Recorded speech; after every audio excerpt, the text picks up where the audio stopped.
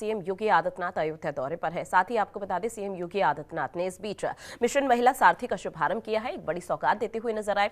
51 साधारण BS V1 बसों का फ्लैग ऑफ करते हुए भी सीएम योगी आदित्यनाथ नजर आए। ऐसे में सीएम योगी आदित्यनाथ ने संबोधन भी किया और जनसभा के दौरान कई महत्वपूर्ण बातों का जिक्र करते हुए नजर आए। क्या कुछ सीएम ने कहा, वो आपको सुनवाते हैं। शुभकामनाएं देता हूं। वास्तव में महिलाओं की सुरक्षा, उनके सम्मान और उनका स्वावलंबन, ये सदैव से एक चुनौती का विषय रहा है और इसीलिए भारतीय समाज ने सदैव से इस मान्यता को प्रमुखता के साथ आगे बढ़ाया है कि जहां नारी का सम्मान होगा, उनकी गरिमा की रक्षा होगी, वह स्वावलंबी होगी, वह समाज सशक्त होगा, आत्मनिर्भर होगा और सर्वांगीण विकास की बुलंदियों को छूता हुआ दिखाई देगा। यह कार्य नारी गरिमा की सुरक्षा, उनके सम्मान और उनके स्वावलंबन से जुड़ा हुआ एक ऐसा मुद्दा है जिसे आज प्रधानमंत्री मोदी जी की प्रेरणा से उत्तर प्रदेश सरकार मिशन शक्ति के चतुर्थ चरण के रूप में शारदीय नवरात्रि की प्रथम तिथि से प्रारंभ करके आज उसे निरंतर आगे बढ़ाने का कार्य कर रही है। अब तक उत्तर प्रदेश पुलिस बल और उत्तर प्रदेश शासन के विभिन्न नौकरियों में हम लोगों ने 1.5 लाख से अधिक बेटियों को, बहनों को अब तक सेवाएं दी हैं।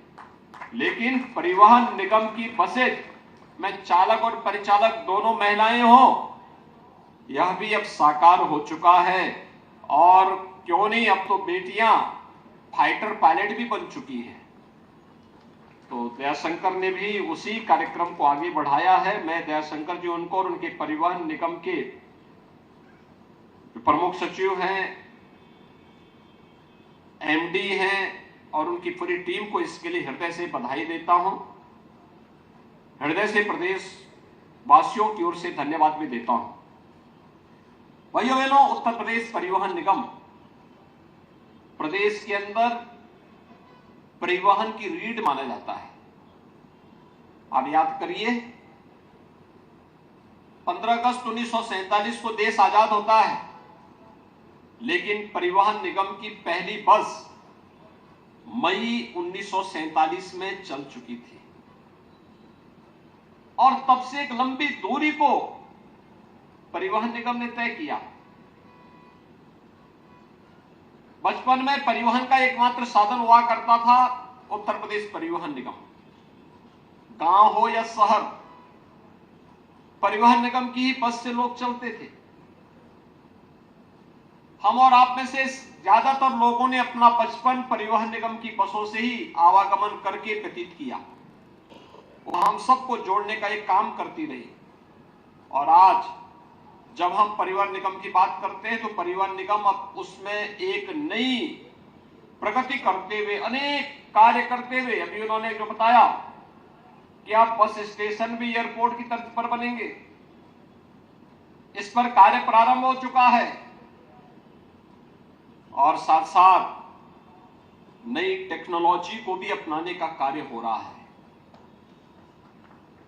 पहले बसेज में बहुत सारी खामियां हुआ करती थी, लेकिन अब धीरे धीरे करके टेक्नोलॉजी का उपयोग करते हुए उसकी स्ट्रेंथनिंग की जो कार्रवाई प्रारंभ हुई है, अब वह डीजल से इलेक्ट्रिक बसेज की तरफ भी जा रही है और बहुत शीघ्र आप देखेंगे बहुत बड़ा बेड़ा परिवहन निगम के पास भी और अनुबंधित बसेज के रूप में भी परिवहन निगम जिनका संचालन करता हुआ दिखाई देगा, वह इलेक्ट्रिक बसेज के रूप में होगा, यानी जिसमें कोई पॉल्यूशन नहीं होना है, बहुत अच्छे ढंग से आवाज भी नहीं होती है और स्पीड उसकी सामान्य बस से भी अच्छी हो सकती है।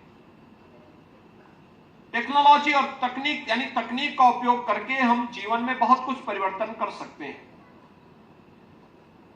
परिवहन निगम की इस कार्यकुशलता को हम लोगों ने प्रयागराज कुंभ में भी देखा। 24 करोड़ श्रद्धालुओं को वहां नहाने, संगम में स्नान करने, प्रयागराज के अलग अलग स्थानों में जाने का जो अवसर प्राप्त हुआ था, यह भी वहां देखने को मिला। और साथ साथ एक और चीज जो हम लोगों ने देखा वह ये कि जब इस सदी की सबसे बड़ी महामारी, वैश्विक महामारी कोरोना आई थी, उस दौरान जब उत्तर प्रदेश के 40 लाख लोग और अलग अलग राज्यों से भी जुड़े हुए लोग जब अन्य राज्यों से विस्थापित हुए थे, वे लोग अपने अपने घरों के लिए पैदल चले थे, कोई साधन नहीं था, तब उत्तर प्रदेश परिवहन निगम इस चुनौती को स्वीकार करने के लिए आया था और 11-12 हजार बसों के बेड़े को लेकर के उत्तर प्रदेश परिवहन निगम के चालक, परिचालक, ये सभी लोग बॉर्डर पे डट गए थे और सभी लोगों को, उत्तर प्रदेश के हर नागरिक को तो हम लोगों ने उसके घर तक पहुंचाने का काम परिवहन निगम के माध्यम से किया।